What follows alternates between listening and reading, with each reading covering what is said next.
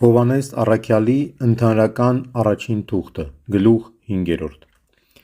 Ամեն ոք, ով հավատում է, թե Հիսուսն է Քրիստոսը, Աստծուց է ծնված, և ամեն ոք, ով սիրում է ծնունդ տվողին, սիրում է նաև նրանից ծնվածին։ Սրանով ենք ճանաչում, թե սիրում ենք Աստծու Որդուն, երբ սիրենք Աստծուն և կատարենք Նրա պատվիրանները, քանզի այս է Աստծու հանդեպ մեր սերը,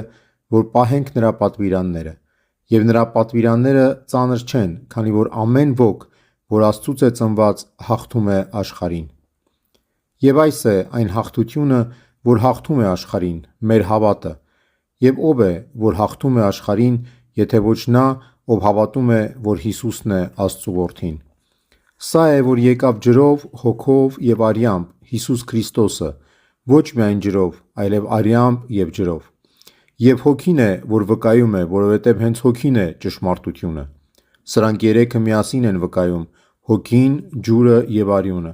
և երեքը վկայության մեջ մեկ են։ Եթե ընդունում ենք մարդկանց վկայությունը, Աստծո վկայությունն ինչ խոսք ավելի մեծ է։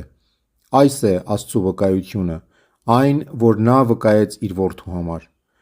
Ով հավատում է Աստծու Որդուն, նա իր մեջ իսկ ունի այս վկայությունը։